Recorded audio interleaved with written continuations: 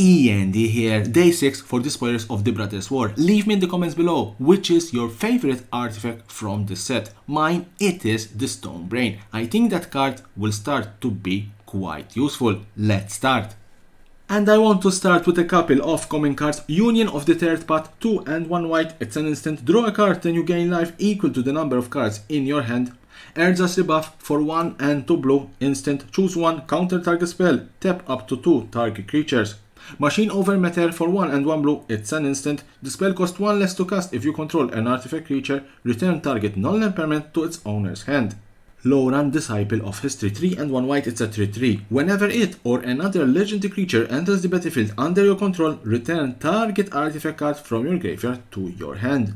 Repair and Recharge, 3 and 2 white, it's a sorcery. Return target artifact, enchantment or planeswalker card from your graveyard to the battlefield. Create a tapped Power Stone token.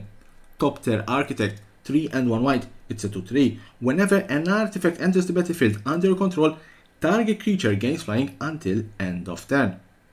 Great Desert Surveyor, 4 and 1 white. When it enters the battlefield, create a tapped Power Stone token for each other creature you control. My advice, don't underestimate these Power Stones. I think they will become quite powerful and useful in future. Zephyr Sentinel for 1 and 1 blue, it's a 2/1, flesh and flying. Enters the battlefield, return up to 1 other target creature you control to its owner's hand. If it was a soldier, put a +1/+1 counter on Zephyr. Top Tier Mechanic for 1 and 1 blue, it's a 2/1. When you draw your second card each turn, put a +1/+1 counter on it. When it dies, create a 1/1 colorless Top Tier artifact creature token with flying. No Left Behind, 4 and 1 black, it's a sorcery. The spell costs 3 less to cast if it's target a creature card with mana value 3 or less. Return target creature card from your graveyard to the battlefield. For 1 and 1 black, you can return a creature with mana value 3 or less. For 4 and 1 black, you can return any creature from the graveyard to the battlefield. Battlefield Butcher, 2 and 1 black, it's a 1/4. 5, tap it, each opponent loses to life. This ability costs 1 less to activate for each creature card in your graveyard. Obliterating Bolt for 1 and 1 red, it's a sorcery. It deals 4 damage to target creature or planeswalker. If that creature or planeswalker would die this turn, exile it instead. Audacity for 1 green, enchantment aura, enchant creature. Enchanting creature gets +2/+0 and has trample.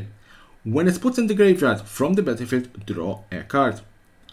Alloy Animist for 1 green, it's a 1/1, 2 and 1 green until end of turn. Target non-creature artifact you control becomes a 4/4 artifact creature. Reconstructed Top Tier for 3, it's a 2/1, flying, unearthed for only 2. Yotyin Frontliner for 1, whenever it attacks another target creature you control, get +1/+1 until end of turn, unearthed for only 1 white.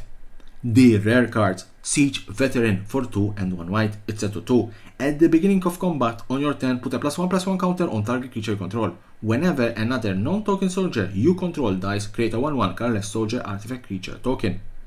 Gixin Puppeteer for 3 and 1 black, it's a 4/3. Whenever you draw your second card each turn, each opponent loses to life and you gain 2 life.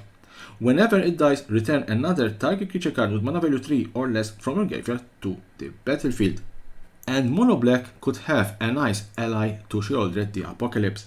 Dead Bloom Ritualist for 3, 1 black and 1 green, it's a 3/5. Tap, add X mana of any one color where X is the number of creature cards in your graveyard. Fauna Shaman for 1 and 1 green, it's a 2/2. 1 green, tap, discard a creature card, search your library for a creature card, reveal it and put it into your hand, then shuffle. This creature can become quite useful if you want to tutor a particular creature card. Steel Seraph for 6. At the beginning of combat on your turn, choose Flying, Vigilance or Lifelink. Target creature you control gains that ability until end of turn. It's a 5/4 with flying and has Prototype, meaning that for 1 and 2 white, you can cast this particular artifact creature angel for 3/3 and still it will have the ability that at the beginning of combat on your turn, you choose Flying, Vigilance or Lifelink, target creature control gains that ability until end of turn plus flying. And if you don't know how to play Prototype, I did a tutorial video explaining this particular mechanic, how it works. Persistent Behemoth for 5, it's a 2/7. You may play land cards from your graveyard, unearthed for 2 green.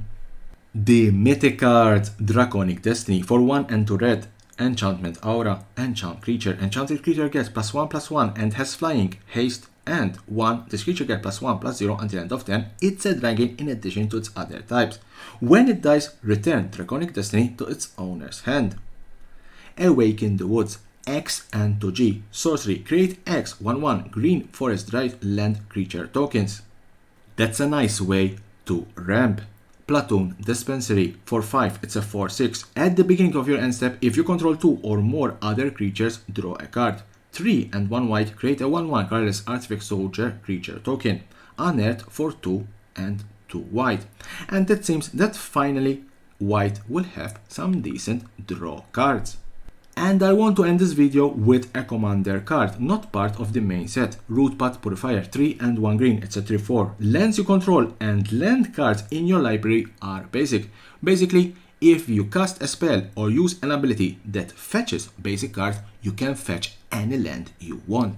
So that was the last card in this particular day 6 of the spoilers of the Brothers War. Join me tomorrow for more spoilers of this epic set, and don't forget to subscribe to my channel for more and more interesting videos about Magic the Gathering and the collectible world.